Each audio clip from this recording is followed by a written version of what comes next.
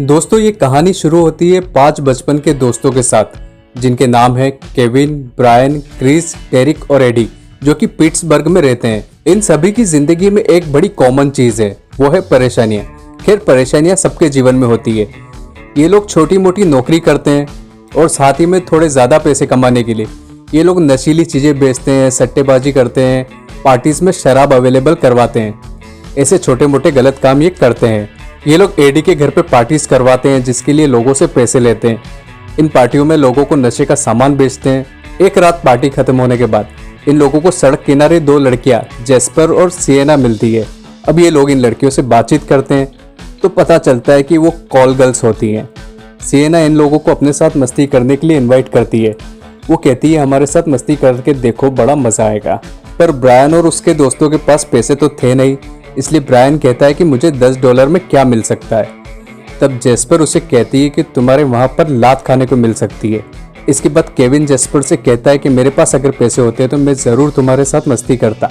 इसके बाद ये लोग उन लड़कियों को अपने साथ बार में चलकर ड्रिंक लेने के लिए पूछते हैं तो वो दोनों हाँ कर देती है और ये लोग बार में जाते हैं जहाँ दोनों लड़कियां ड्रिंक करके खूब डांस करती है। अगले दिन ब्रायन की मॉम उसको लाइफ में सीरियस होकर अपने करियर पर ध्यान देने के लिए कहती है तो ये भाई दिमाग लगाता है। तो इसको एक आइडिया आता है। फिर अपने दोस्तों से एक कहता है कि यार हम कॉल गर्ल्स को सप्लाई करते हैं, मतलब कि एस्कॉर्ट सर्विस चालू करते हैं जिसमें हमें अच्छे खासे पैसे मिलेंगे। तो सब दोस्त कहते हैं कि तुम बन जाए, पर ब्रायन कहता है कि नहीं, हम ये नाम यूज नहीं करेंगे, हम खुद को इन्वेस्टर कहेंगे। इस काम के लिए सभी मना कर देते हैं।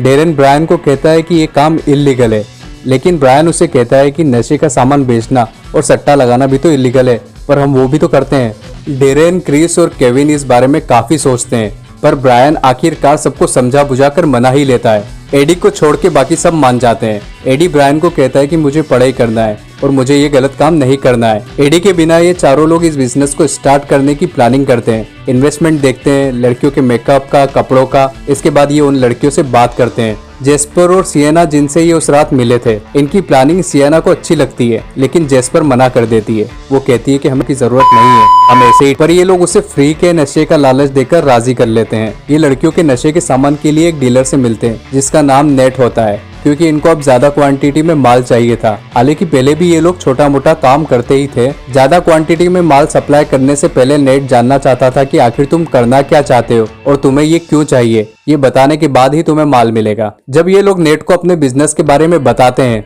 तो पहले तो वो बहुत हंसता है। उसकी इस बात पर क्रिस कहता है फिर सब लोग हंसने लगते हैं। अब इसी हंसी मजाक के बाद इन लोगों की डील सेट हो जाती है और नेट इन लोगों को माल की सप्लाई देने के लिए तैयार हो जाता है। साथ ही वो माल प्रिपेयर करने का तरीका भी इन लोगों को सिखा देता है। अब ब्रायन एंड कंपनी धंधा स्टार्ट करते हैं और पेपर में एडवर्टाइजमेंट देते हैं जिसमें केविन का मोबाइल नंबर होता है। कुछ ही घंटों में केविन के पास बहुत सी कॉल्स आ जाती है जिन्हें वो रिसीव नहीं करता है। बाद में ये सब लोग जब इकट्ठे बैठते हैं तब केविन से बोलते हैं कि अब तुम कॉल बैक करो, लेकिन शुरुआत में केविन ठीक से बात नहीं कर पाता है। इसीलिए सिएना उससे फोन लेकर बड़े ही सेक्सी अंदाज में क्लाइंट से बात करती है, जिसे सुनकर क्लाइंट के साथ साथ सभी खुश हो जाते हैं कि यार अब तो अपना काम हो जाएगा। सभी अपना अपना काम बांट लेते हैं। ब्रायन इन सबका मैनेजर बन जाता है। केविन कॉल पे लोगों से डील फिक्स करता है। डेरेन नशे के माल की सप्लाई देखता है। क्रिस लड़कियों की डिलीवरी करता है, मतलब लाना ले जाना करता है। अब इनका काम धीरे धीरे बढ़ने लग जाता है तो ये लोग अपने ग्रुप में और लड़कियां बढ़ा लेते हैं जिनको संभालने की जिम्मेदारी जेस्पर की होती है। साथ साथ ये लोग शराब और नशे की दूसरी चीजें भी लड़कियों के साथ सप्लाई करने लग जाते हैं, मतलब कि लड़कियां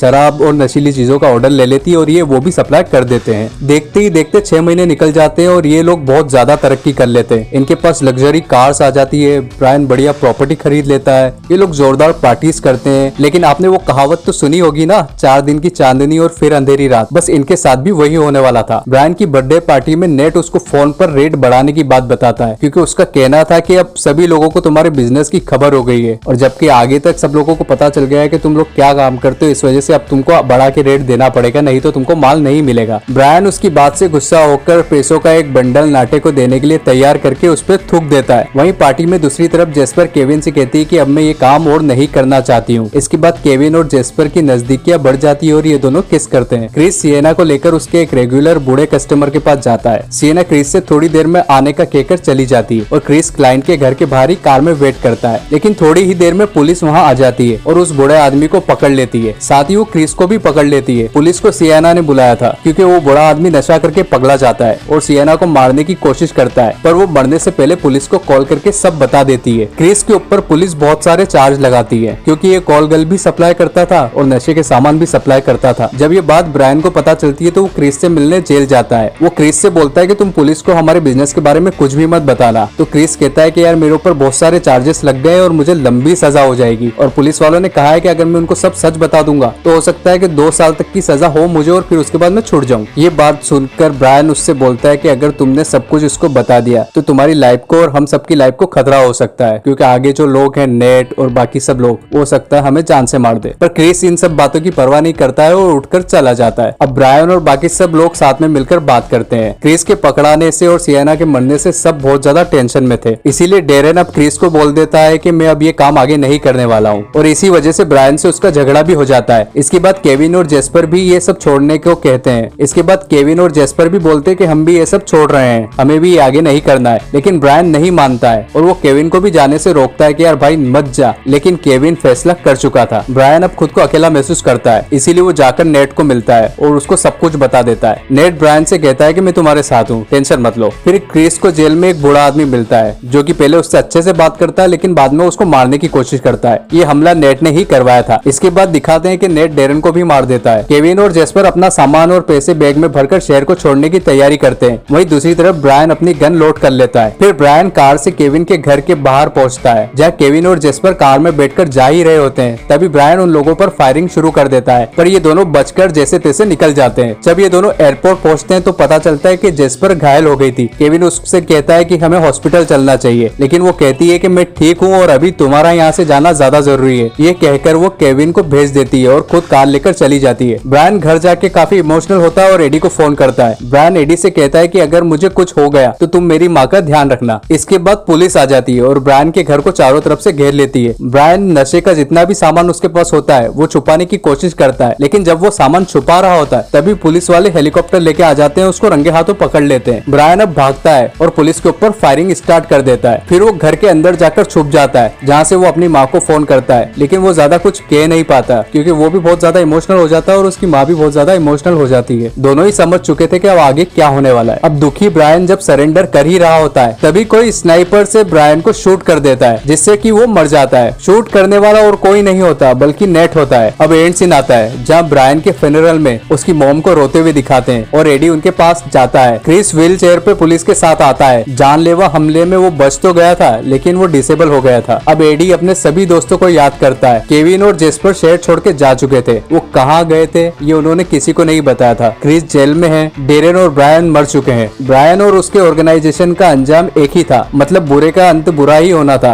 एडी इसीलिए इन सब में शामिल नहीं होना चाहता था। ब्रायन और उसके फ्रेंड्स ने 1 साल में बहुत सारे पैसे कमाए, लेकिन एंड में कुछ भी हाथ नहीं आया। ब्रायन और उसके फ्रेंड्स एक ऐसे ब्रिज पे थे जो उनको कहीं नहीं ले जाने वाला था। यही लाइंस एडी के माइंड में चलती है और इसके बाद मूवी खत्म हो जाती है। तो दोस्तों कैसी लगी आपको ये मूवी की कहानी मेरी जुबानी, और अगर आपने यहाँ तक वीडियो देखा है तो प्लीज वीडियो को लाइक कर दीजिएगा।